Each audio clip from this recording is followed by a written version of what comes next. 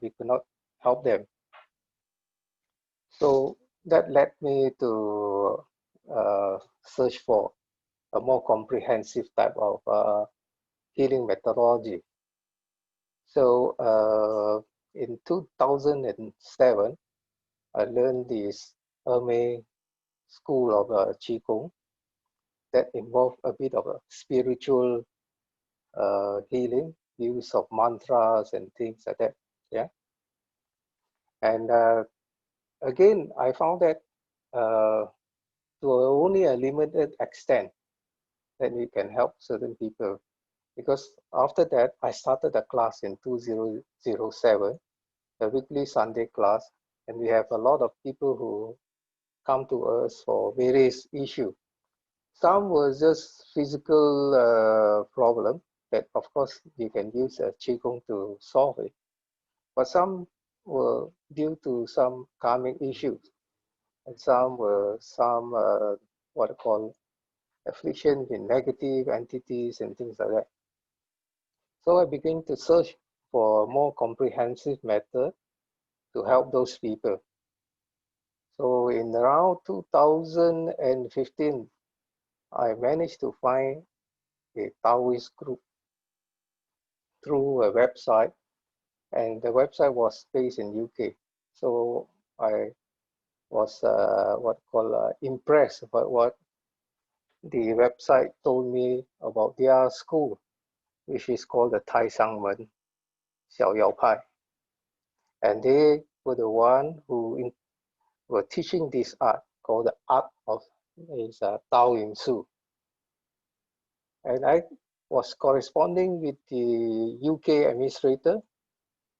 His name was, he was using a what I call a pen name called Swan Daoji, like a Chinese name. So I thought all the while, this guy must be Chinese because he could explain very well the methodologies and healing method and what you can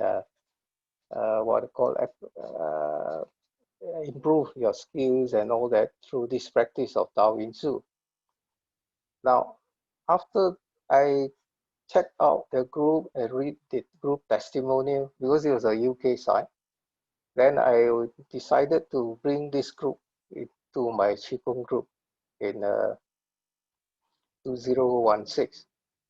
Only then I found out that guy that I corresponded is actually a black guy. He's a Nigerian.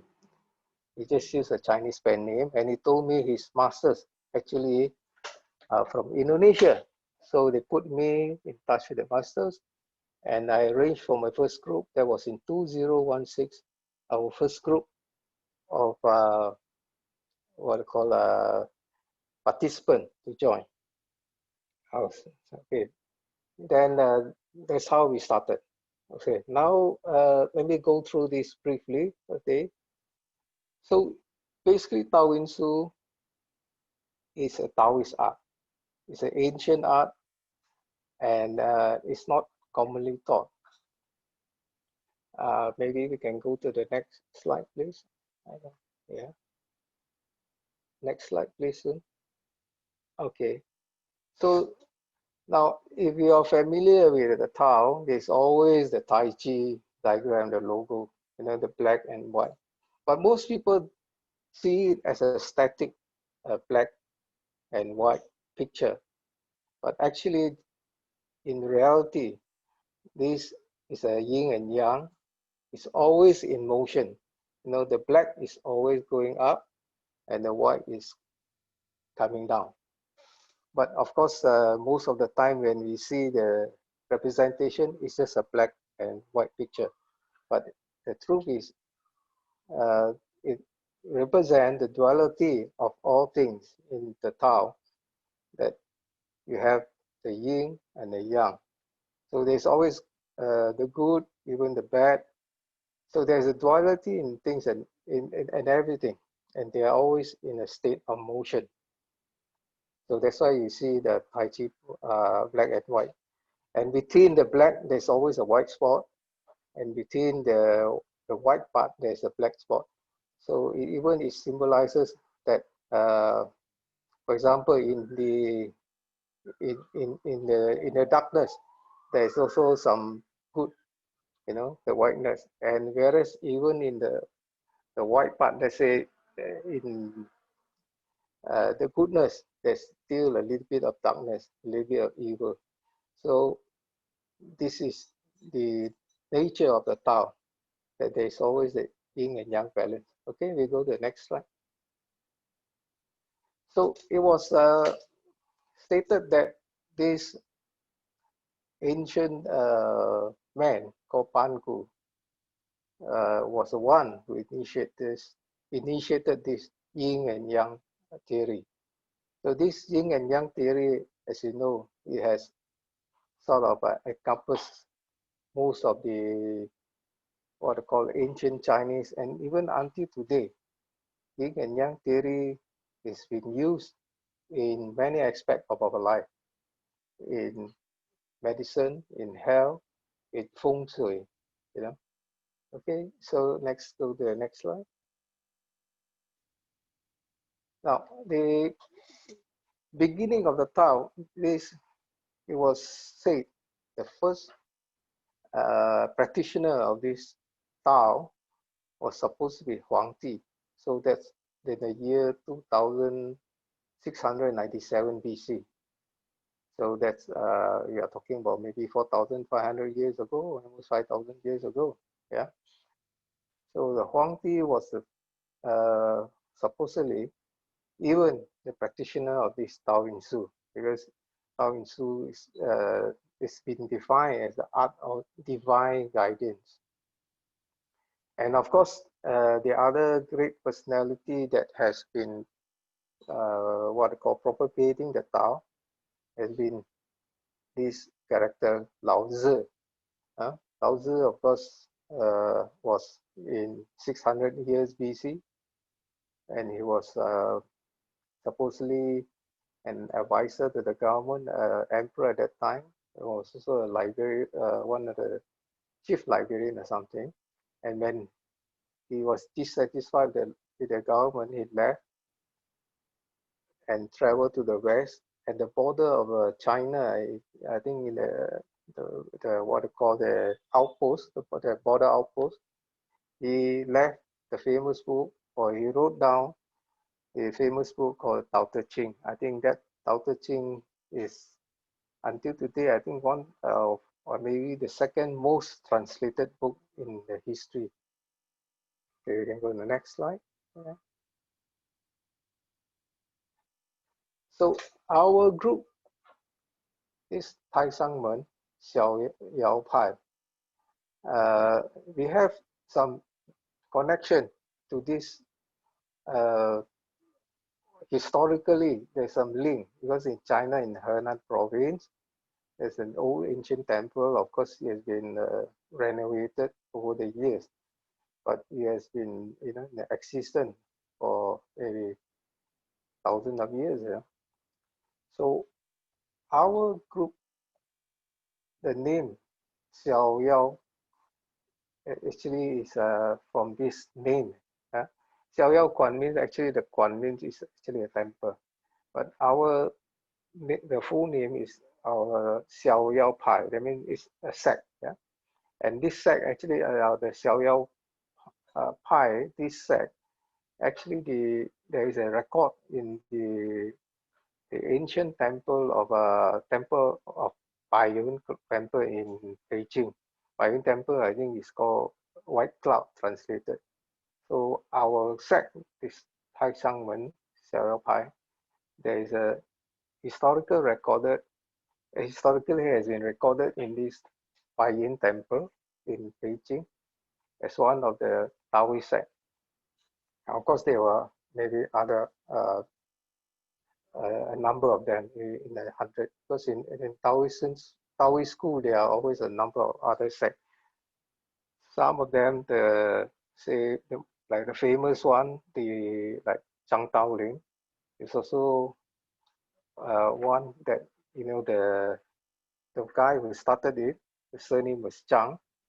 So for generation until now, the head of the school or the head of the sect has always been passed down through their ancestors until now. So that sect, I think, is also maybe close to 1,000 over years. Okay, next slide. Okay, now a lot of people do not have a clear understanding of the Taoist school. Actually, in the Taoist school, there are mainly 6 branches. The first branch is the Tang Ting Men, and of course, these are mainly involved in, say, the traditional Chinese medicine, herbal medicines and things like that, to help people to regain their health using the herbs, because herbs also help to promote the qi flow in the body and help to balance. The certain herbs are warm, certain herbs are cool, so that's how we use to treat the body. And the second school is Qigong. But Qigong is a school, a specific area where the practitioner are taught the art of cultivation through the breath, through accumulating of the energy, the breath, and that will help you strengthen your body function and improve your health capacity. And in fact, a lot of school sort of narrow their practices and only maybe concentrate on particular this aspect. But again, this aspect is just on one narrow field, Qigong. Of course, from the Qigong now today, they have evolved into many forms. This is where today we have this practice of Tai Chi and what we call other form of Qigong. They all actually came from this root. Then you have the Jingzhoumen. Jingzhoumen is a school to cultivate your soul through meditation. So this is basically through long period of meditation. Of course, some of them, most of these like Taoists, they always seek refuge in the mountain and all that, and they specifically practice on this area. And you have the number 1 is Suan Limen. Suan Limen is where our Taoist school, they research on the science and divinity to on the I Ching and things like that, because I Ching is sometimes also being defined as like a moving program of life. So if you understand the I Ching, that means you know how to balance it, or you can moderate your path, because certain things are maybe predicted in your life, but if you know, or you can use that I Ching to your advantage. So this is also example in warfare and all that, they use some of this part. Yeah. Of course, and then we have a Suan Limen. This is a divinity of this is making something again on prediction using these what I call spiritual methods, using of mantras, using of this talisman to help you. Wukongmen is of course, Wukongmen is basically Wushu. So Wushu, again, some schools specialize in this. So for example, famous Taoist Wushu came from this Wu Tang Shan. So they are the one who specialize more of this self-defense and martial arts. And then we have Zhang Zhangmen. This is where there's a school that teach you on the palmistry, facial reading, and of course even feng shui. So Actually, our school, the Tai Sangmen, we cover most of this part, yeah, at a higher level. But for the basic student, we just teach them the basic thing, which is Dao Yin Shu. Next, okay, next slide, please. Okay, this is our founder, our Sufu, the grandfather, our grandmaster. But he passed away in 2019 in March. I know, just after Chinese New Year, so it was February. Yeah, February 2019, at the age of, I think, close to 91 or 93 or something like that. Yeah. So our Sufu, Li Shang Fu, actually was born in Indonesia, but in the early days, in the childhood years, he went back to China, and he was a young child, maybe 10, 11, something like that. So at that time, China was in turmoil. This was just before the Second World War, and there were, war years, refugees, and people was, trying to run away from the war. So they were also, because of the war, they were also preparing to leave and go back to Indonesia. At that time, there were some refugees who seek refuge at the place, and some of these people were actually noblemen from the Chinese royalty, and one of them transmitted this teaching of Dao Yin Shu to our late master. And our late master, when he went back to Indonesia, he specialized in what called Chinese medicine, TCM. Later, he went to Hong Kong University, where he graduated in the TCM certification. So he was a practitioner of this TCM. But what he discovered was, it's better to teach people how to heal themselves than trying to heal people. So he decided that he should uh, expose or teach this Tao Yin Shu to the masses. Because originally this art was sort of within the confine. Originally, it was from the royalty people, because during the war years had a chance to meet, and they transmit this teaching to him. So originally, this was always been within an inner circle, and even when the Taoist master, they do not teach widespread. It was spread within their family and maybe friends. But because when he went back to Indonesia and he found that uh, also the Chinese people were being what I call marginalized, because they are the minority, and there were always sometimes kind of a racial riot and things like that. And he thought that this art will help them, first of all to protect them, and also to improve their health. So maybe go to the next slide. So Tao Yin Shu, actually, yes, now I have already elaborated. It was originally from the royalty, and of course, by chance, our grandmaster met some of these people during the war years, and they transmit this teaching to him. Okay, next one.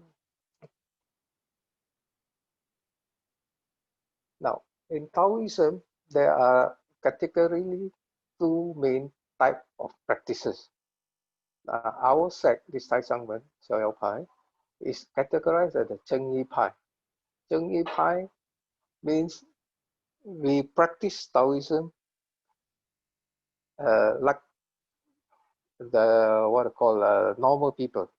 That means you don't need to give up your job or vacation, or you don't need to go to a secular place to practice. You are free to practice at any time in the house. Yeah.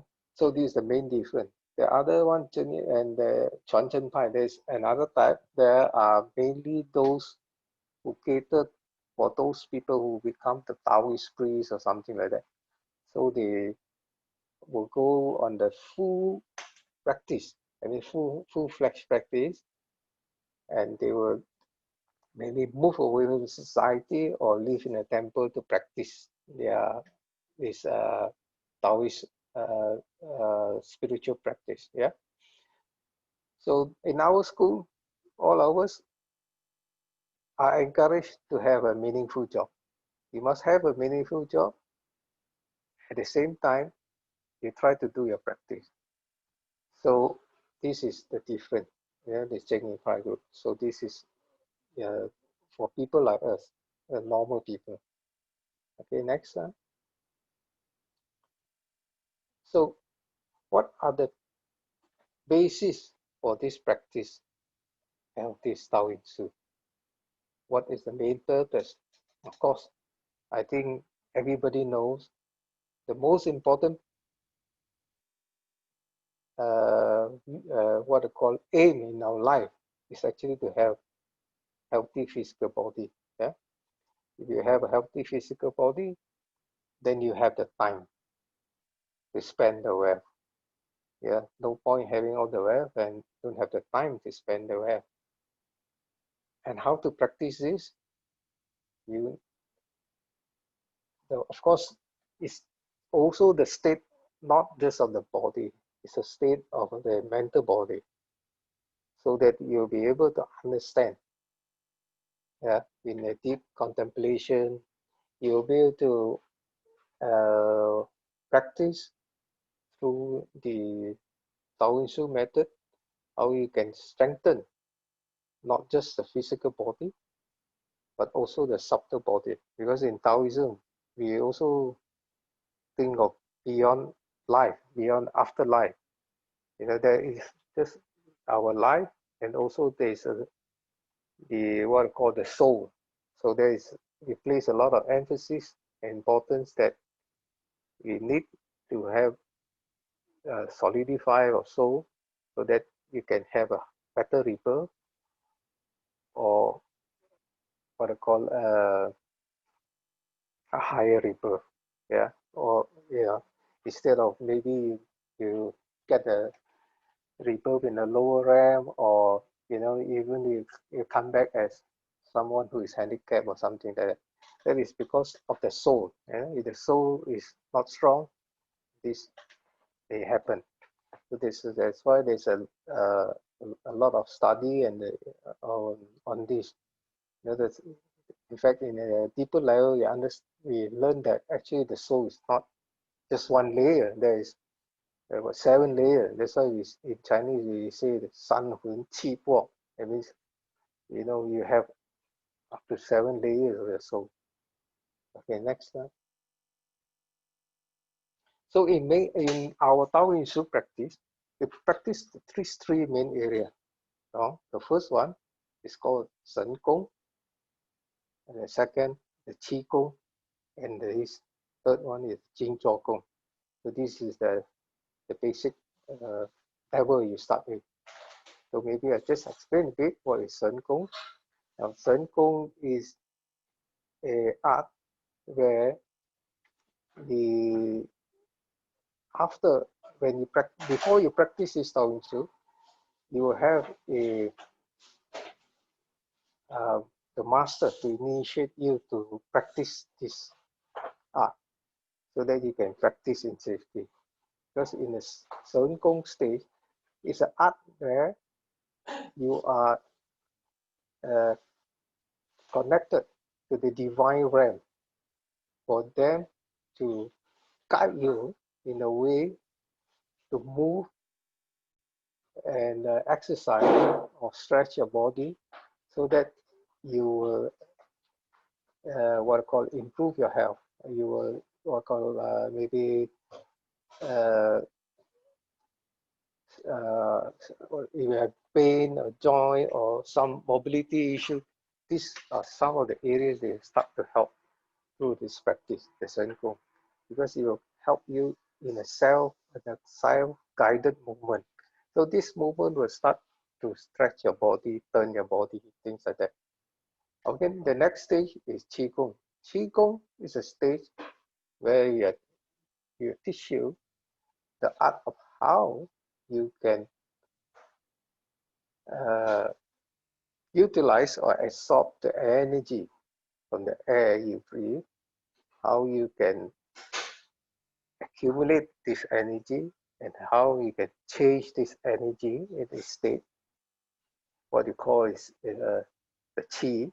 But the qi, when it's in a concentrated form, it alchemizes, it changes state.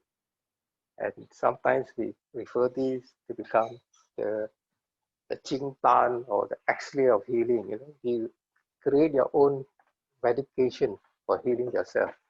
And scientifically, it has been proven by scientists that when you practice this, actually your level of your hormone, your enzyme, the serotonin, the melatonin, all these good, enzymes and all that are increased. And when they are increased to a level, of course, they help you in your healing. And then the third component is the Jing Chok Kung. Jing Chok Kung basically is meditation. So if you have a calm mind, and when your mind is calm, you will be able to have a clarity of your mind, a clarity of your thought.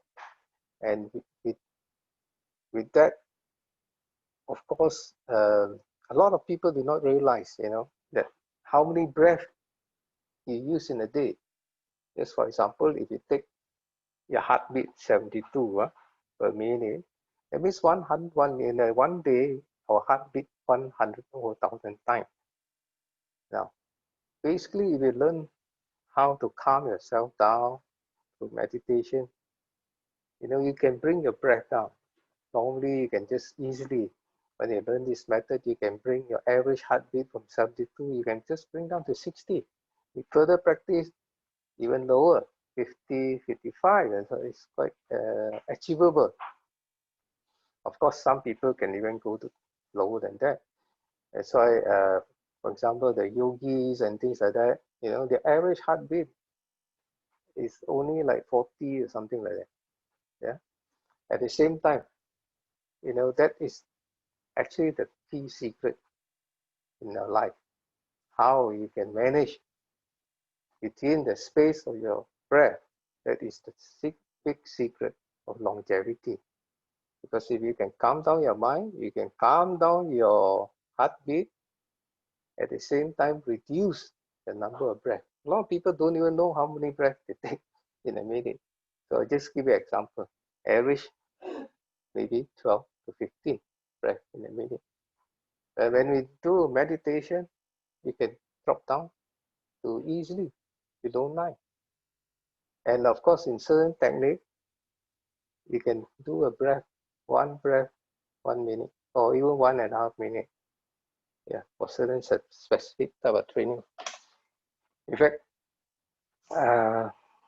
sometimes when you practice this, it become automatic.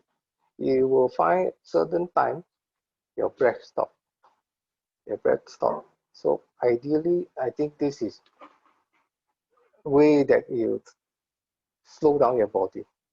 So basically, the body is just like a car, the odometer. You may have a lifespan of like 500,000 kilometers.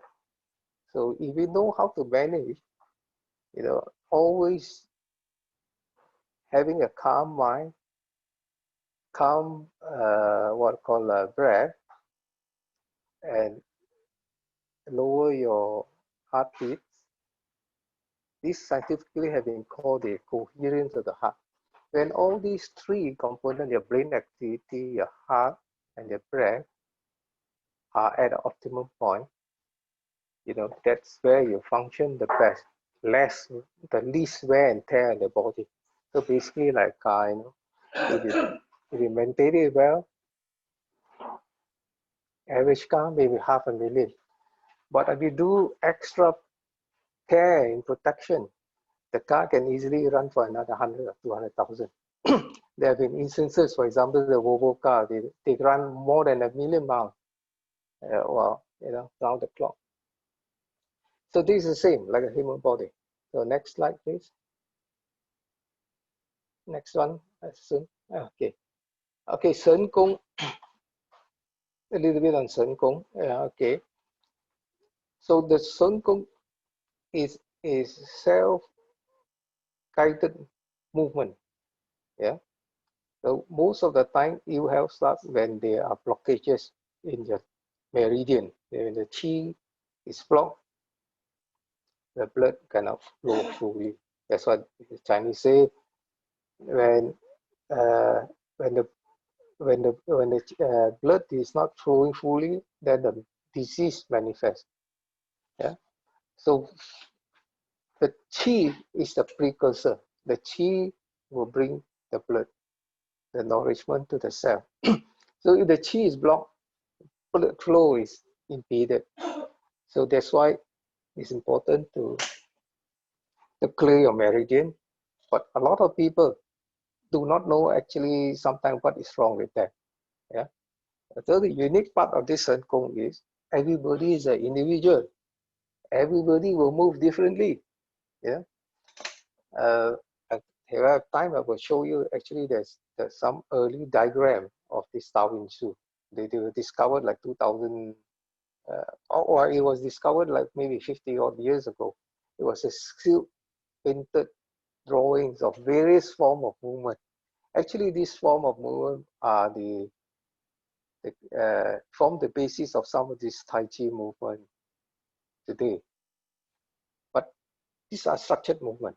In our form of this Shen Gong, the movement are not structured because everybody is an individual and everybody, the problem is unique to himself or herself. So I've seen in many cases, for example, once the people got initiated when they practice this Shen Gong, they move in a very unusual movement to solve their problem. Yeah, I have seen people, they start to move like as if their spine is moving like an S curve like that. You know, it's like moving like a snake. It's curving in and out. And then that shows us that he has some issue. Normally, a lot of people have some issue in the L3, L4 area. That's why he had backache and things like that. And also because of the age and all that, there's always degeneration in the joint. Sometimes the joint already get fused up. So sometimes because of this, there's this inflexibility and that cause pain and all that. So when they start to practice, you find that they start to move in this guided movement, you know, they will start to move by themselves. And then there are some people, because of maybe of their breathing issue, they will not do any movement. I would see them just maybe in a sitting position, and then the head can touch the floor motionless. And actually they are doing a kind of a specific type of breathing, which we call a guisi in Chinese. You know, then we translate the English is like turtle breath. So you know, turtle is what called noted for its longevity. Yeah. So this is how this type of qigong help you. So certain people move differently. I have people, ladies, who join us, and then because of certain movement, when I see, for example, they keep swinging only the left arm, always swinging, and then I, I told them they might have some issue on the left side of the body. They should further investigate. And true enough, uh, later they discovered they got breast cancer on the left side of the body. So that's why there's always some movement, only particularly on the left hand, and even sometimes the hand will be thumping the chest area. Yeah. So this are some of the signs you can deduce from such practice. Okay, next please. So the purpose also to learn this Dao Yin Shu is the what I call the ideal that once you practice this, you can reach a state of what we call Zhen San Mei. That is a state where you achieve a kind of a perfect state, that you have good health, you have only not only health, you have a good relationship with people. You have,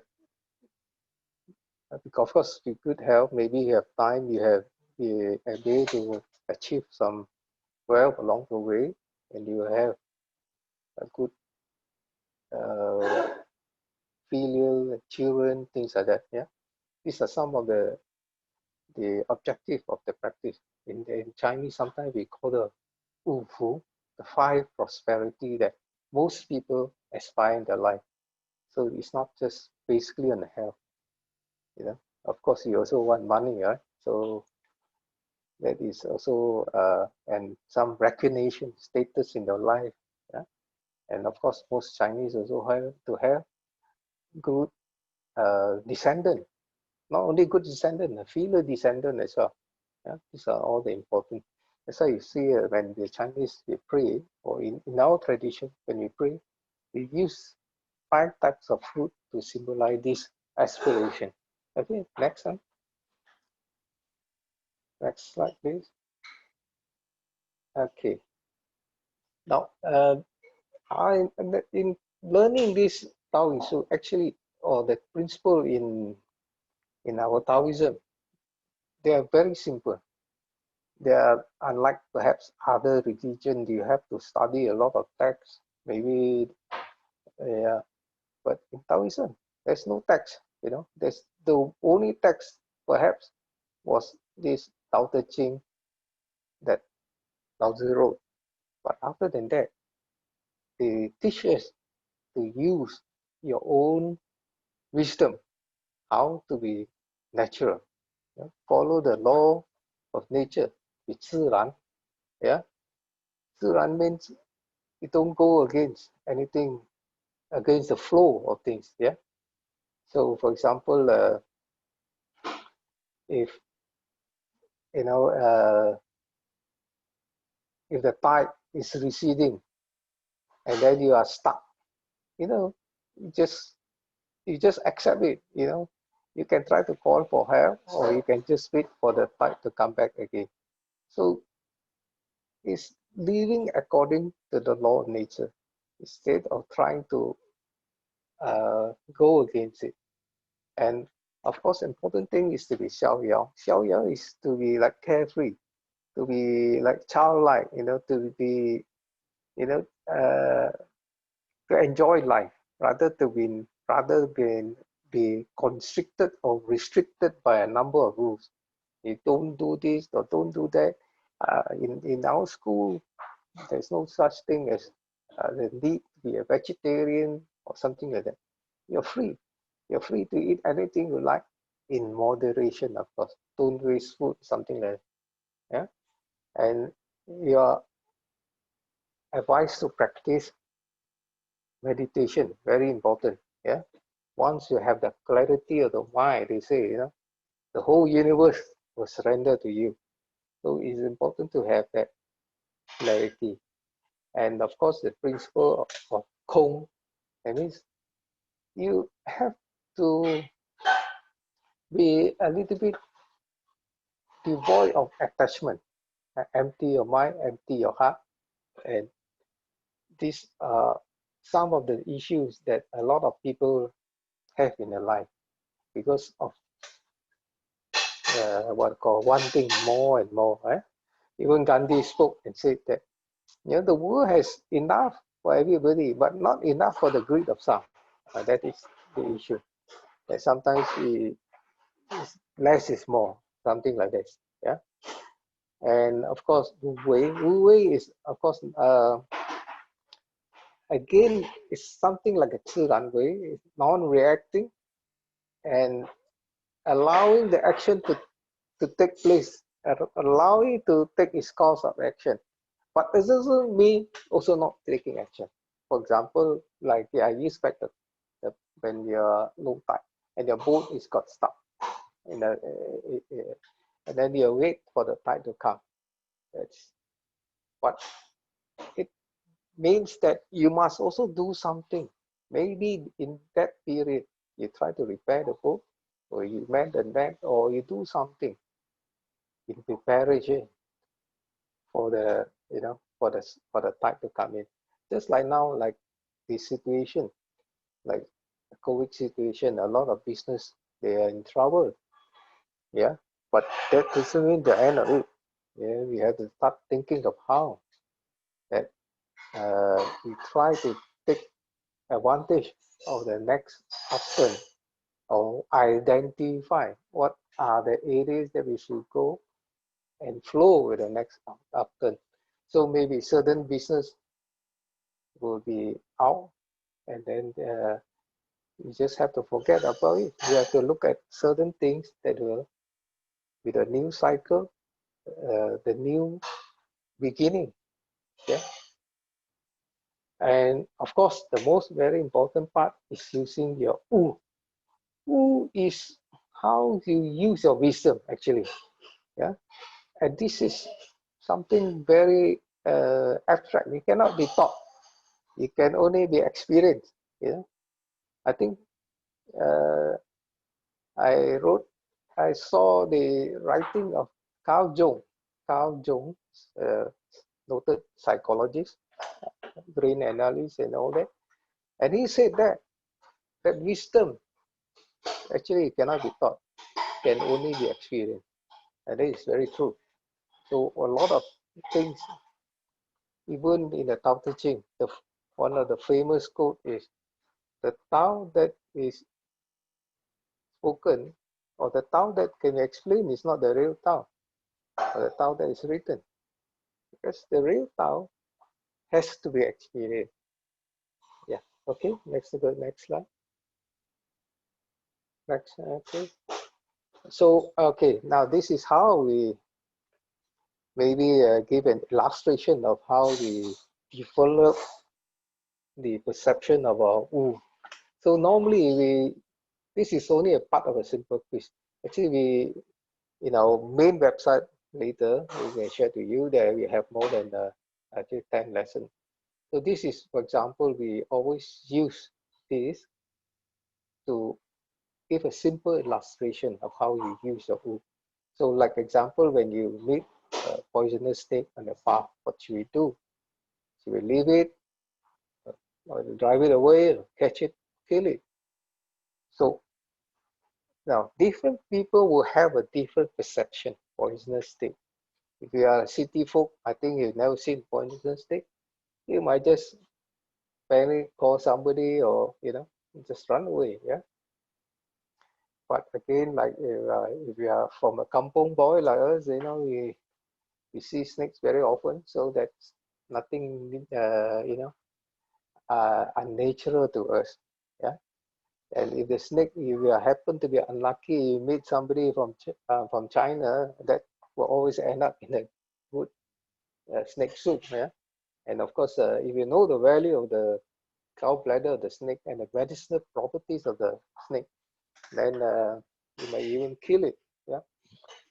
Now the quiz from here is actually to give you the perception to see that everyone is different. So everyone will react differently. And everyone will react differently because of their level of the perception, the level of their wisdom, and because also the cultural background that will have an impact. Actually, we use this for our Western audience or who wanted to join our sect. So we always use this to test them. So of course, in the West, they are very concerned human rights, animal rights. So they will normally say, they always try to catch it or release it a while, that you will not find them wanting to kill it, But of course, in certain societies, like in Asian societies, actually snake is a delicacy. When I was working in Hong Kong, I also enjoy my snake soup there, It's considered a warming food, especially the winter month. So that again, you see, depend on the society that you are in. So no answer is correct or wrong. Everyone is, is have their own judgment on this matter, and they will make their arrangement, what I call decision based on their understanding. Okay, next. Oh, this is coming to the same thing. Okay, so if someone kill and what I call, do you think that is risking their karma and all that? Well, maybe, but you know, to us is irrelevant whether that will help it to be a notch against the bad karma and things like that. Yeah, because in certain society, for example, we think some people think that is food, so that is food for them. Yeah. Okay, next one. So this again a discussion. So the wu actually is how we perceive thing. Yeah, how you perceive thing and make the best situation based on the condition there.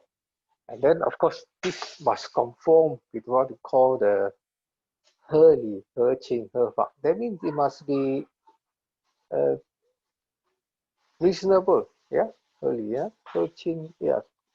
And he fa means in compliance with the law. Yeah, it's very important. So of course we must practice and abide by what is legal as well. Yeah? So that's why we have to practice this concept of everything is okay as long as early working over. Yeah. So even for example to kill, yeah, sometimes because your life is threatened, then I think it's reasonable. Even the law would not fine you to what I call to the degree, because if it's an act of self-defense, for example. Yeah. Okay, we can go to the next one. So this perception and practicing the Wu, this is another one. Okay, there's a sage. Okay, taken the oath to be honest, but there was a guy hiding on top of the tree, I think, yeah. And the people who come chasing after the guy wanted to kill him. So of course the sage, what will you do? Yeah. So of course I think this is very evident. Sometimes it need to tell lie to save a life. Yeah. Sometimes at your own expense. Yeah. Yeah. So okay. So that's why I will coming back to the snake because I would like to elaborate a bit. So the issue was, for example, either you leave it, you kill it, and you cause somebody to catch it away. Another way of thinking, another way of analogy is actually the snake you meet in your life are actually human. A lot of people have this problem. Sometimes because in their life they meet people who are supposed to be the benefactor, but they actually end up actually is a poisonous snake. So what do you do? This is again, you know, uh, how you use your perception and how you use your wu at each situation. So of course, I think a lot of us gone through life. Sometimes we meet people who are always, appear friendly, and after gaining your trust, they sometimes they what I call they sabotage you or they cause you to make some losses, especially in businesses. Huh? When you always have a partner or something like that, some of these issues will arise. So in life, actually, the snake story is just what I call an illustration. that actually you can use for people to meet along the way in your life. Okay, next slide. Next one.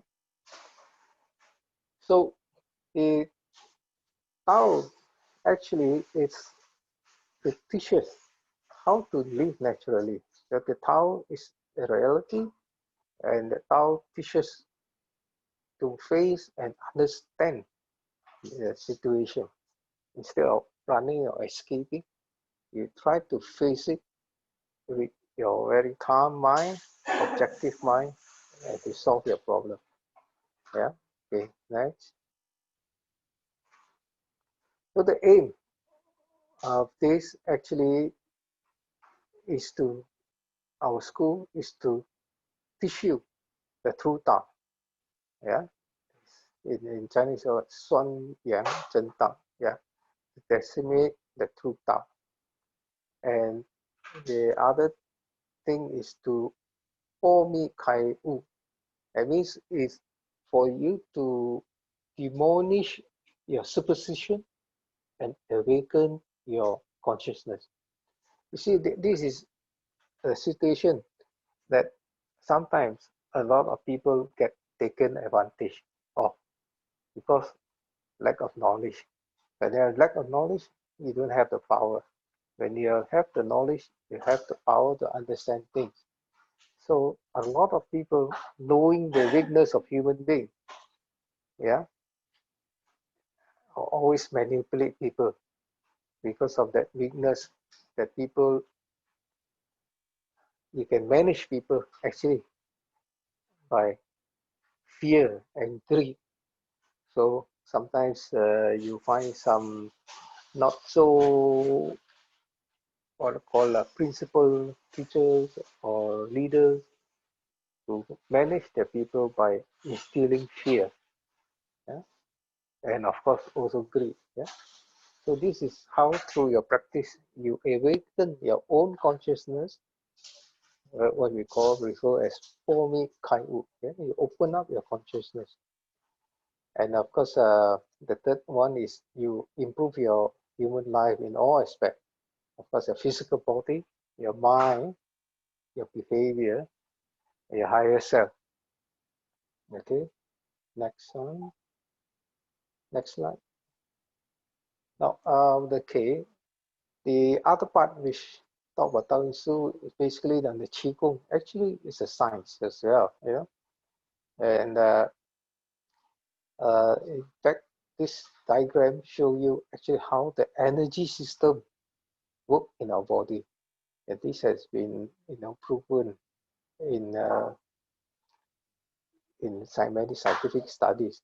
Actually, the meridian you cannot you cannot detect it. It's through autopsy or something. You cannot feel because when the person is dead, there's no chi, no flow. The chi meridian is not like a vein, not a like a, it's it's it, it's an energy wave, but there's no wiring like a wire, but it's a bioelectrical system of the body. So the bioelectrical system of the body works this way, that the chi, when you inhale, you will you will you will push it down to the breath, and then it will come out to the back and go up to the head and down.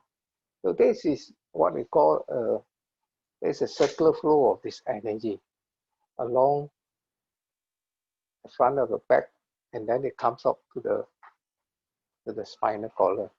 So this flow, we call it a small heavenly circle sometimes. The Chinese we call it a 小周圈, a small heavenly circle, and it's a continuous flow of energy. So whether a person is strong or weak will depend on the energy flow. So if energy is very thin or energy is very broad or strong, that will depend on the person's health. So with the practice of this Dao Yin Shu, with our special breathing methodology, you will achieve what I call much improved health. So this practice of this breathing is in fact, very unique in our school. In fact, in certain school, you find a lot of people who practice Qigong, and then they have a big tummy. Yeah, because the Qi sometimes also gets stuck. Yeah, or too much of it is accumulated around the tummy. Yeah, so you always find some this even practitioner or even a Qigong master, they always have a big tummy. Right? In our school, we use a different breathing method. That always the tummy of the practitioner will have a small tummy because of the breathing method that we use and how we consolidate the qi. So if you find that people who learn the qigong and then they have a big tummy, obviously this is not a correct method, or it will just do not promote a better health. Yeah, and you have a big tummy, that actually the qi is stuck in your lower abdomen, and it also accumulate all the fat. But with the proper qigong breathing method, you should have a slimmer tummy, and you should have a stronger flow of the qi around. Yeah. So this one only we teach it to people who are initiated by the master. Yeah. Because it involves certain other techniques. How we should lock the qi in. Because a lot of people, they practice the qigong you see in the normal what I call in the park and all that, but the qi is scattered. The qi is not what I call concentrated. So that type of qi has limited use or effect to promote your health because it's scattered. Okay, next slide. The next one. So, okay. So of course, a little bit ago on the Dao Yin Shu, yeah, it's basically our meridian. They are like our energy gateway around the body. Yeah, and how the information flow is actually a bioelectrical system. Yeah, and in fact, sometimes some people have even compared it to Einstein's study of E equal m2 m2 squared, is it? E equal mq squared, E equal mc squared. That actually is also a light form, yeah. And we will practice qigong and this method. Your thought alone can manifest the qi, yeah. And if you are able to do that, and we call this state Yi Dao Qi Dao, you can project your qi, your thought into energy form, and that can be over time and space. Yeah, as some people call this distant healing. Yeah, if you look at further up, maybe later you can check out on some of my video. I have a lot of videos that I've made. Just Google my name, CP Teoh Qigong, you'll find some of these videos which are demonstrated. Okay, next one. Okay, okay. The Tao Yin Shu is also a practice of your consciousness. Yeah, and this is a combination, a kind of a mind and a body exercise that you can what I call merge them together, and this enable your healing process. And of course, when you practice this again, you are in the full awareness. You are not in a trance. So there are some type of certain school you call like the Sivakong. That means the person practice Qigong, but in an erratic form, in the manner that he has no control. So that is very dangerous. So sometimes that can lead to accident, or if the Qi got stuck, they can even manifest in issue like mental stability, things like that. Yeah, but when we practice uh, through our method, because it's a spiritual method, there is a spiritual guide to protect you from this type happening. So that's the difference. Sometimes you can, like I said in the previous talk, I you know there was this discussion about some time of spiritual awakening. Yeah. So when you have sometimes this type of issue, some people can go into a state of erratic motion. Yeah. Sometimes it can carry on for some period of time. Yeah. And because of this, it can be very dangerous if we are not guided properly, and there's no spiritual or divine protection. Okay, next one. So this is how the picture of what takes place during the initiation. So the presiding master, in that case, one was I think in China. There was the old master on the left.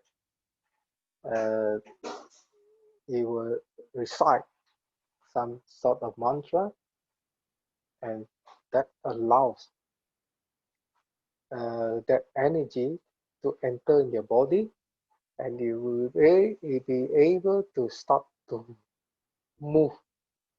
Yeah, your arms, your hand will start to be able to move, to able to separate, and to be able to turn. So at that time, you just follow the motion. So this is during the process of what we call this Dao Yin Shu initiation.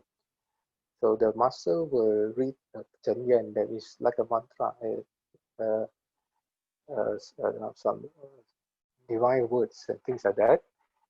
And this, of course, later will be given to those people who participate. So each time when they practice, they are supposed to recite this, so they have some kind of protection, and they be able to practice uh, without fear. Yeah. And okay, maybe this the next slide.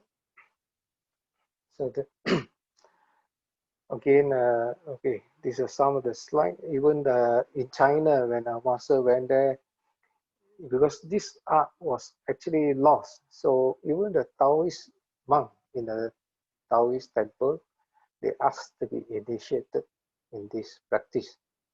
Yeah. So since we brought them in, okay, this okay, it's on the photo. Okay, next one, next photo. Let me explain. Okay, this one was I think the first initiation, the top left-hand corner in UK. Yeah, this is the first one. You see the colored man, the one that he was in the first batch, a bit bald-headed. That is the guy that I first contacted, Sean. That was about maybe 8 years ago, I think. It was the first batch. And these are some of the one in Singapore. Yeah. On the second, on the right hand side, it was in Singapore. It was the third time, I think. Yeah. And again, on the bottom one is Singapore, and we have done initiation the Philippines as well. I think in Cebu. Yeah. So again, these are the first one. The sixth initiation was the first time actually we went to Malaysia from Singapore, and of course, it has been very successful. At time we have almost about 50 people who joined us. And then we have also in Penang, in KL, in Kajang, which is a place in Selangor. So all in all, we have done, I think, altogether up to date, 24 initiation. Yeah? Since the time I brought them in January 2016. Yeah. So we were, last year we even went to India, and for the first time in India, I think there were 60 odd people. Yeah. This is the first time actually in Genting when we first launched the plan, 2017. And you see on the top left-hand corner, this is where we practice early morning kind of one kind of our proprietary or called meditation, which is absorbing the sun's energy. We call it a Tai Yang Shen Gong. That means with our practice, we can tap the energy of the sun. Yeah, the sun, of course, is the what I call the strongest energy you can find in the solar system. You can create life, and of course, if you know how to tap this energy, it's very useful. A lot of people, as we age, your energy, actually young energy, get depleted. Yeah, and if you do not do something, you will, of course, your energy will slowly deplete. Yeah, so this is one of our proprietary technique where we learn how to tap the energy from the sun, from the rising sun. So it's very useful for people who are ill, who are not in the best of health, and just 10, 15-minute practice in the morning, you will be sort of energized for the whole day. Your those who have poor circulation in the limb, hands, and all that, yeah, this will be very effective. Okay, next slide. And of course, it's not just such sharing. We because we are all over. We have in fact, in Indonesia, we have a very big grouping because it started much because the master was there. So they have almost 40 years history. There were 18 temples there, our own temple, and they have actually more than over 100,000 people have learned this in Indonesia alone. Then in our side, in Singapore, Malaysia, we think close to 800 plus, nearly 1,000 now. We have learned this art. So because of this, we have a wide contact, and we always organize some activities for our members. That was, for example, our first trip to Indonesia. It's one of the island around the temple in Sumatra. So there are, I said, we have about 20 of these our meditation center around Indonesia. Okay, next one. Okay, this one, of course, in Singapore, what we do is our group, we have a weekly practice until recently. In fact, we always gather for Chinese New Year, and most of the time before this COVID-19, we have a weekly gathering at the aged home in Geylang. That's why we also do our monthly service. We cook for the old people once a month, and we use the what I call the open ground space, the pavilion, sheltered pavilion, where we do our practice. Yeah, okay, next one. Okay, next. Okay, I don't think I can click on this. I don't know whether it can count. I don't think so. That actually to show, can okay, can I can show? Okay, this is where we practice the early morning practice. Yeah, this is the Tai Yang circle in the morning. This was in Genting, Genting. So you can see everybody is. Some of them are moving. This is a short one. Okay, let's okay, see whether you can open. Oh, this is the place where you practice our Sunday group. So as you can see, some of these practice, some of them moving a lot, some of them just do not move. So sometimes the movement varies. Some will move more. Some once you have some of your problems solved, say some of the what I call blockages cleared, then you might just go into a simple quiet meditation. So that is some of the way. Okay, further down, I think there's another video. Next one. Okay, these are, I think, very difficult to read testimonial. I think later maybe I can show you, but we have a lot of this written testimonial and also video testimonial. Later I can just tell you where to find them. Yeah, maybe we just can skip this because We have a lot. This is a written testimony from our UK side actually.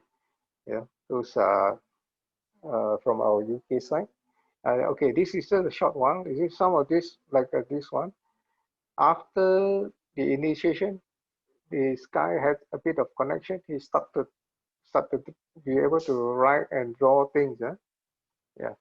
So these are quite common. Yeah. Some will be able to write in legible writing. Some will be, some art form.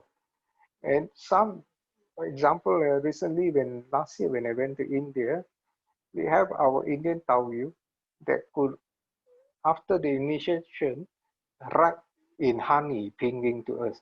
And of course, she didn't know what it was. So she showed us, and we could read that he said like, Kong Si, yeah, in Hanging Ping, Kong Kong, Kong Si Si, Xi, Kong Si Ni, ha ha ha.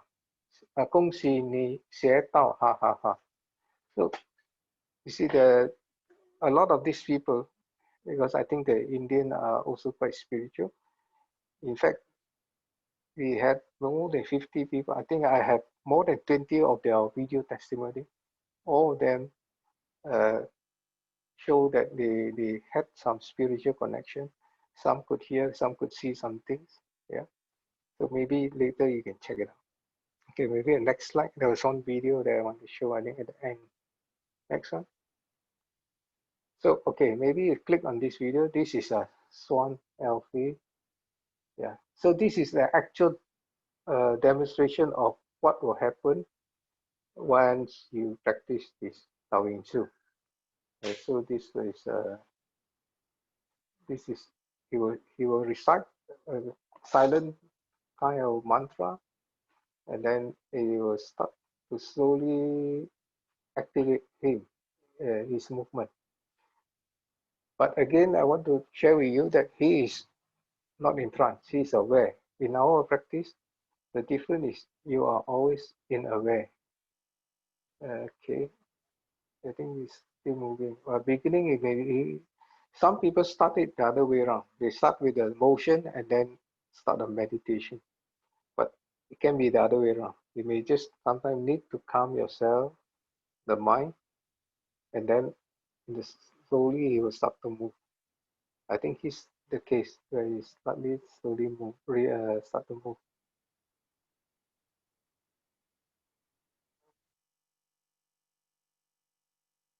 Maybe can you fast forward? I think you can. Yeah, fast forward. Fast forward. Yeah. Okay. Fast little bit. Yeah. Yeah. Maybe you start to move. Yeah. Yeah. So as you can see, this movement uh spontaneous. Yeah. And what you don't see actually incorporate, there's a breathing aspect in it. Yeah. So the movement varies. The intensity sometimes is soft, sometimes is hard. And like for example, now is probably pushing out the acceleration of the breath. Yeah. And of course, the chi will start to flow through the meridian to the hand. Will start to clear his channel. So again, everyone differ in their movement. Yeah. And not necessarily they will move in this way. Yeah, everyone is unique. Some will just put the head down and just lie straight there, and it depending on the situation. I have one lady, for example, she had one suffered an incurable what they call cold sore on the mouth. Cold sore is like a HIV type of papillary virus that cannot be cured. But because she joined us, and for the first, I think, 1 whole week of her practice, she just lay down and the saliva just keep flowing out from the mouth. And after 1 week later, the the lips was completely healed. It was 3 years. The lip was always in cold sore. There was nothing the doctors can do because it's incurable. And of course, there were some people I've seen. some old people with their back already arched. And then when they learn this, all this automated kind of stretching movement, the hunchback actually straightened. Yeah, some of the bone was already like fused, but these people sort of straightened back. So it's amazing. And of course, there were more than that because I participated in more than 24 initiations. I met more than these 800 old people, all of them, and I saw some of the very unique cases of things that happened to them. Some that, because in our level, we are taught certain other things. We could read the, the palmistry, the Dao Yin Shu palmistry, and the facial reading. Because for some, you can see that there are some issues in their life. I remember one particular man, after he joined and I read his palm, and I told him that he had some issue in his life coming up. So he had to be careful to practice daily. I don't know what it was. But a month later, he told me, he told the group that he fell asleep on the car, and the car actually went into almost the opposite side of the rain, also opposite side of the road, and almost ended up into the canal. But it was just timely stopped by banana trees that stopped the crash. When I read his palm, I told him around this year, I don't know when, because I could see there was some issue in the lifeline. Because I think because he joined us and he had this spiritual protection, he said when the accident happened, he could recite the kind of the Ochenya and the mantra, and like the whole event slowed down in like a slow motion. So he was fully aware, and he saw his car turn. He could brace for the collision, and he was exactly safe. When the car just landed up ending at 45 degrees. And of course, there were many others. There was one also I remembered when he came in, he was a bit late. When he wanted me to explain, but the inner voice told me, just tell him, no time, just go inside because you are going to have a stroke very soon. That's what I told him. So he went inside. And during the initiation itself, he will start to move something like this. His arm was stretching up and down, actually, more up and down. And after that session, he came up, wow, he said, my stiffness in the shoulder totally gone. And he felt a little bit more calmer. Uh, I, and he practiced daily.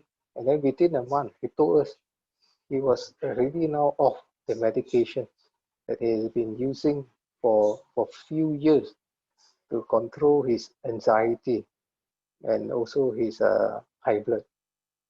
Everything through practice was normal. Of course, there were other more what I call encouraging stories.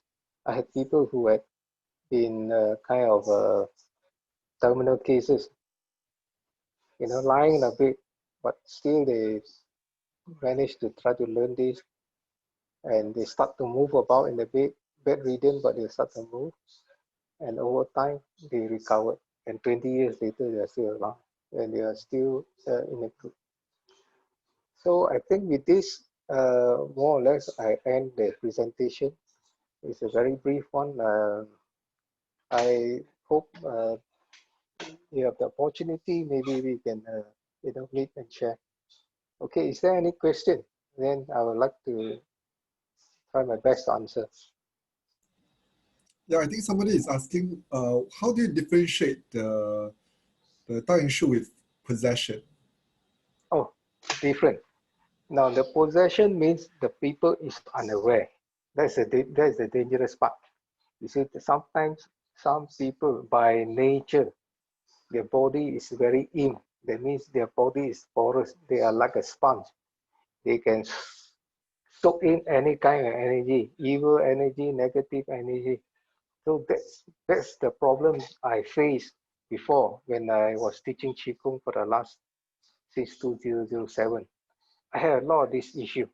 Sometimes because they possess, yeah, and they are when the people are possessed, they are not aware of themselves.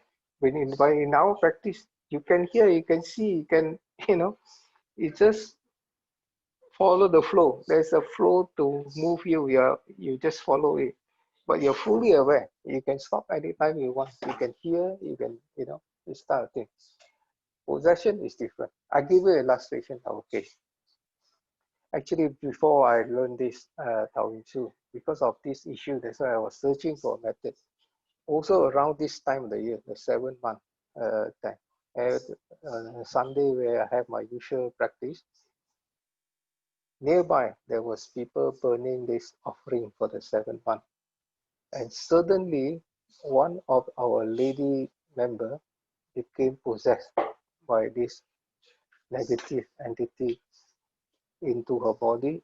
She became hysterical, shouting unintelligible word, and it scared my whole class. All ran away. And one of my member who has some experience in this kind of thing, he's from the Maosan Pai, and the Maosan they deal with all this stuff.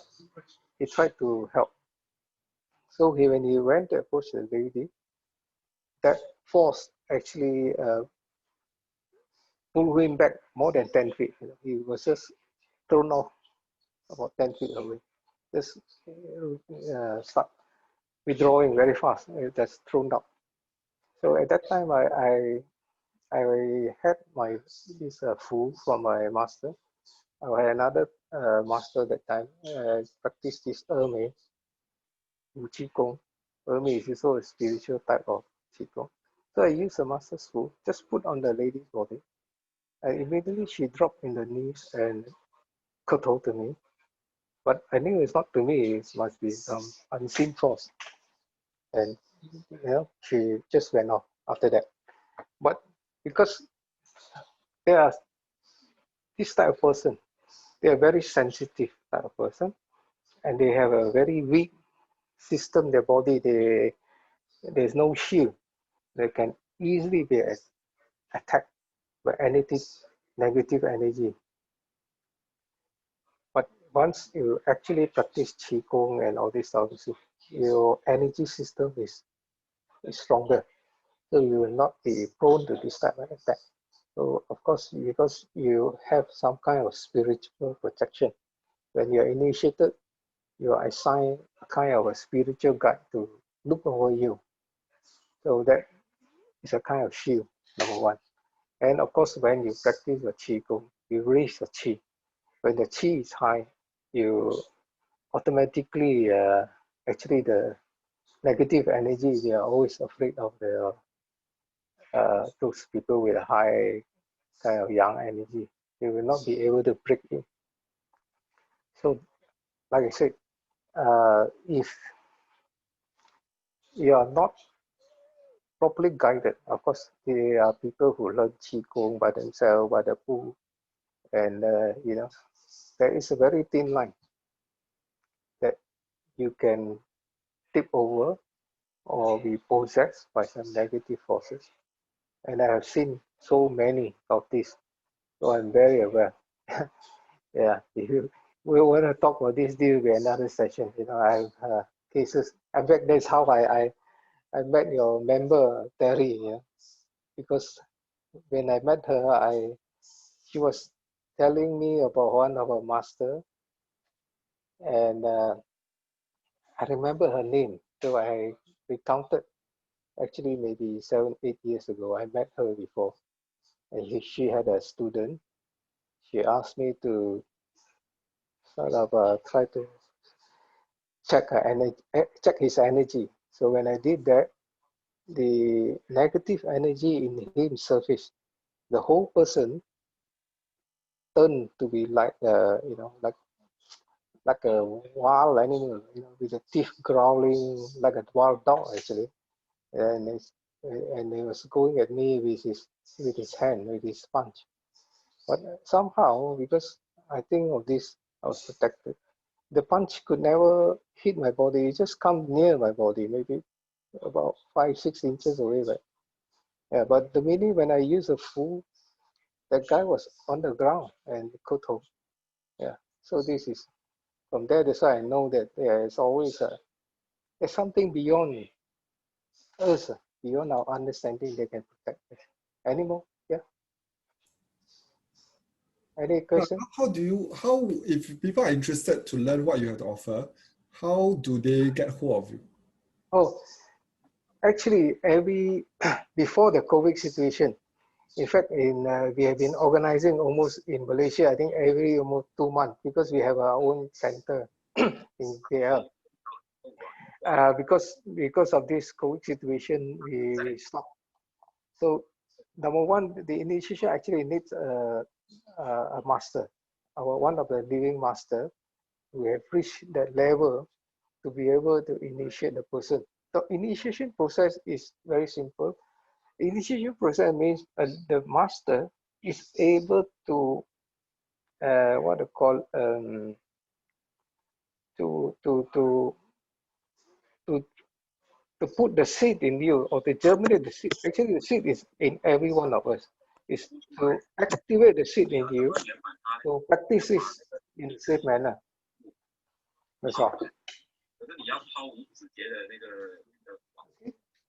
So once I think if the restriction for COVID is over, we can organize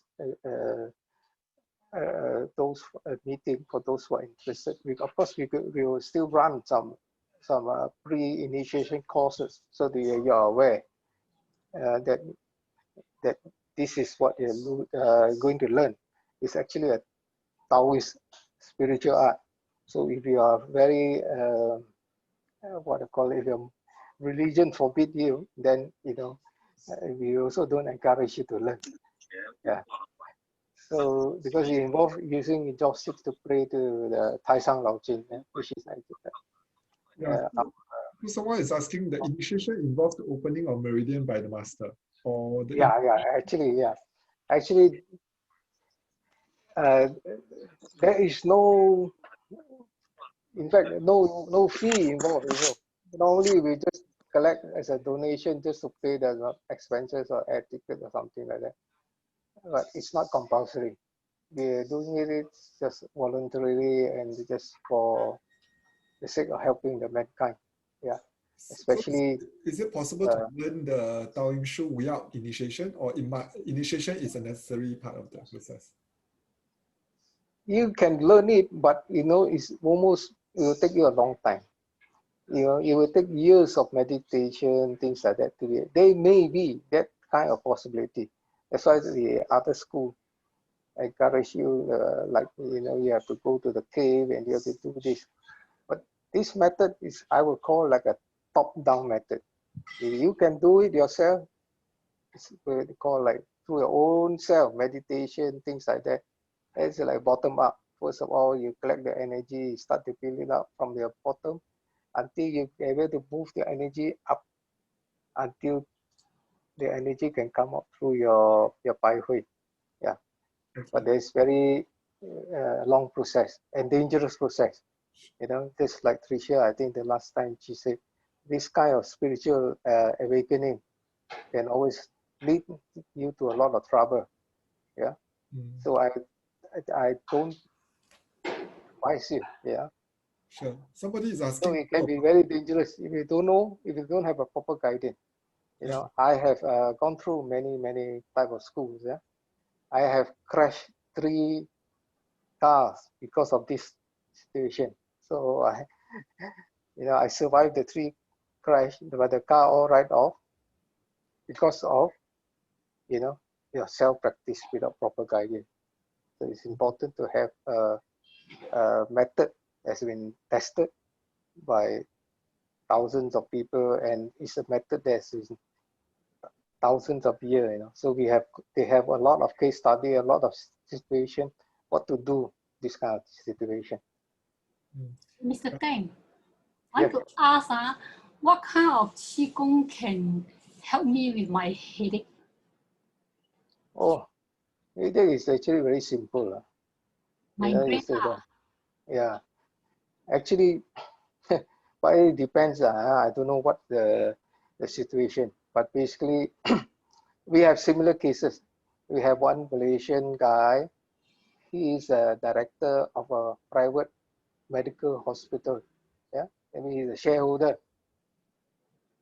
He had this insomnia and migraine for years, cannot be helped. Even his hospital cannot help him. And when he started to learn from us, I think within the 1 month or within the first 2 weeks, he's sort of helped himself clear. I remember when he started this time, so his movement was that he's just shaking his head, you know, very unusual. I don't know. Then I asked him, "What's wrong?" He said, I have this perpetual migraine. Even my doctor cannot cure him. But after he practiced, you know, now he solved his problem. He's cured. Oh, is it? So But of course, there may be different- other elements. There may be a lot of other issues. Yeah, yeah. No, I mean Sometimes, different qigong, is it? yeah, no. I mean the cause of the problem. You know, I've done a lot of healing for people. Sometimes, like I said, you know, the root cause is not what you manifest. The headache is the symptom, but the root cause is something else. Oh, Something else. Root cause could be something else. Most likely, you know, stem from the heart or something like that. You know, there's unresolved emotional issue, and sometimes because when we practice this, we also learn other art, how to read the palm. You know, from the palm we can sometimes see something. A lot of women I have come across, they have unresolved emotional issue. They have, for example, miscarriages, abortion. Yeah, I come across, and some of these things manifest in physical illnesses. so how you do it? I need to clear this thing because every day headache. Every day cannot tahan. Of course, the one Those way, of medicine course, cure. yeah, because our practice involves a few things. Of course, you can try the simple meditation first. Ah, Yeah, how meditation. simple meditation, how you can calm your mind. You know, because if your mind is always active, too active, then it cause some chi I stagnation there. meditate every Yeah, day. yeah. So this is what I know. I have sometimes it's not to do with spiritual or negative energy. I Oh. have even treated like a bank CEO, So and I how went can to you the help me boardroom. then? Uh, we don't know the situation, so just maybe have a chance, or later you can get my number, meet up, and then we can see what's the issue. Okay, I Maybe ask there's Dara some for the way. number lah. Yeah, I can put my number. You can anyone can contact me. Yeah, or I you can. think okay. So I think what Yeah, we'll do is that maybe I will just put down a number later in the message box, right? So that people can, yeah, if you don't mind, if that's yeah. okay. Sure. No problem. Yeah, No problem. so yeah, so now I'm putting his number in Mm, the message. Yes, sir. You can just WhatsApp me, lah. Then I can. Yeah, okay. Yeah, because I cannot promise you an instant. Because I monitor our group. There are a few hundred people. Sometimes, our group. We have a group that actually we meditate together nightly. International group, 100 people from 18 countries, and of course, quite often every weekly we have some kind of webinar with those people. Yeah. But of course, in Singapore, with those people in Singapore, we can always arrange to meet up and maybe have a better assessment of your situation or your problem. Yeah. But if you So, organize meditation in Singapore, sorry. do you organize meditation in Singapore? Actually, we used to because of this COVID-19. Every Sunday actually I have a weekly class that I used to teach Qigong for the last 12 years, I think. of 2007. Yeah, I used to teach Qigong to the neighborhood people Where? in Geylang block 97A there. Geylang East Central Sunday. But we stopped that because of the COVID situation. Yeah? And of course, for this Dao Yin Shu, we even have a group that we used to go and meet in a temple to meditate. So we teach people how to meditate. But again, we stopped that because we don't want to, what I call go against the regulation. Yeah? But I think in the future, probably by next year, then we can even organize of those people who are interested to have an initiation, because all the time I've been focusing on Malaysia. We will probably come back to Singapore to see those people who are interested. Actually, we have a lot of interesting people in our group. We have NUS retired professor. We have very smart people. I'm the average people. We have professors and all that within the group, but they are not so what I call outspoken to come and speak. Yeah, but they know that it helped them. That they it benefited them when they learn this. Yeah, so a lot of professional people as well. Yeah. Yeah. So it's something going beyond this physical dimension. It's not just about your life now. It's just about your future as well. Life, there's one thing, death is certain, but the timing is unknown. Everybody will die. But what you need to learn is within this short space of time, if you can, then try to learn a lot of things. Yeah. So that you may be able to number one, have a better rebirth or something like that. Yeah. Yeah. Actually, there's another question, which is the initiation, right? The divine guides, are they spirits or deities? Yes, they are. That in Taoism, everybody has a potential to be kind of a divine if you practice. That's why in Taoism, I think you got a lot of gods. Yeah. So these are what we call we term as a Fu Fasen. It's a kind of a lower level, not like the one that you would pray in a temple or see the manifestation of it like Quan Gong or things like that. But it will be people who had practiced Taoism for a long time or in their previous lifetime. So maybe they did not come back in their rebirth as a human, but they were in this slightly above us, that realm, because in Taoism we have different realm again. So these are the one. So once you practice, these are the type of divine guide. So for example, I have some people who their guide, they actually found out they were like together, student of the Tao, thousands or hundreds of years ago. They were like classmates. So of course now that person become his divine guide. So this is very interesting. We have a lot of people who come, by accident, and then they found out that actually we have some affinity before. I have one US Chinese ABC, yeah, born there. But when I first launched my Malaysian initiation, he was the first one who contacted me, and then he just flew over and then, joined us. And later, when I brought him to Indonesia, we met one of the healer. His son, he could see the past, and he told us in front. He said, "Both of you, you were past life, you know, uh, serving in the army before, in the Chinese army, and you were fighting together. You were rescued by the divine."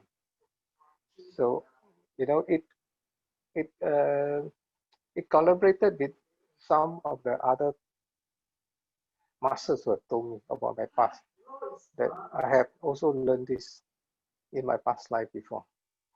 And that's why it's very strange, because I'm a OCBC, I don't know anything on Chinese, cannot read and write, but I truly understand this.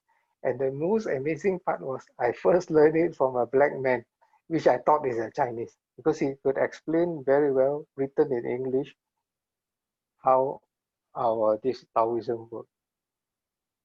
So this is, it's a wonderful thing. And just to share, sometimes, once I think my master went to Philippines, there's a Filipino who had 5 generations, the 5th generation. He's totally lost all his Chinese culture. He cannot speak Chinese, and he's a lawyer. But he was possessed by his great ancestor, I think. So every time he manifested, he could not actually work. He started speaking ancient Chinese. So once when my master went to Philippines and then helped him and then took that great grandfather's soul from his body, and of course he went back to normal self now and went back to his legal practice.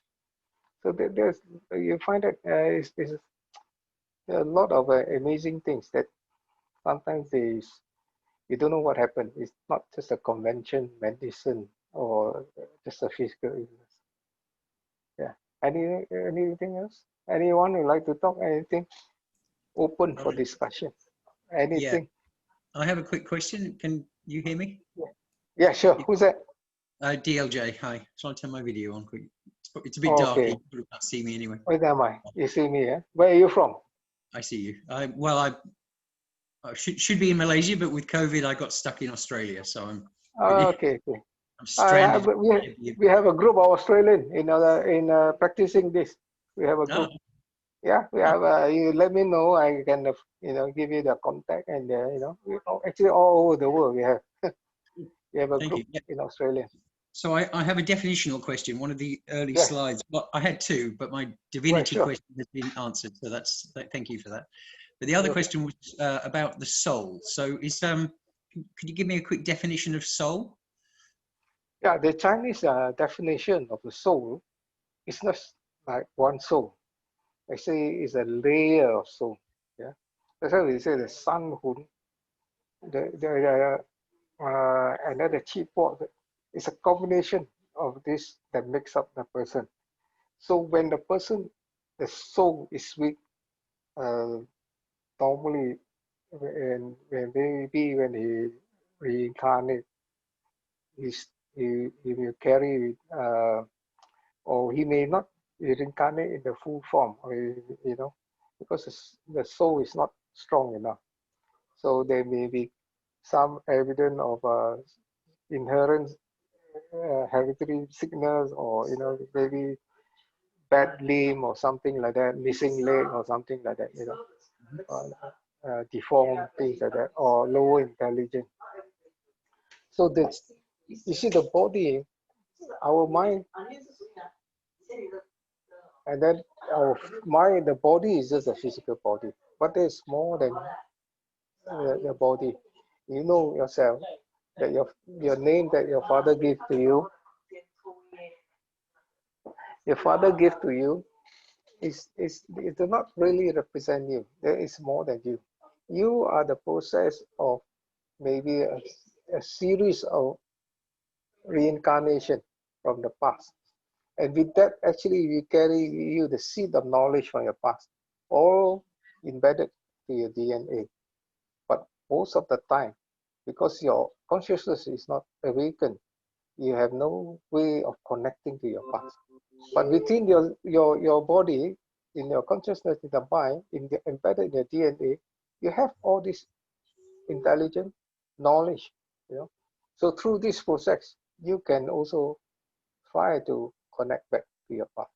So sometimes some of the people who practice, they can able to see the past life, the last 2 or 3 even in later.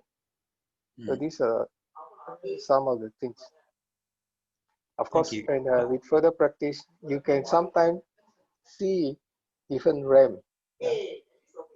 What you see now is just, there is actually beyond this, even different realm. Some experience, actually not going back to the past, even seeing the future. Yeah. Sometimes you can see things before it happened, maybe a month, 2 months ago, before it happened. You can see that the whole video playing in your mind, and that one later you see the same situation.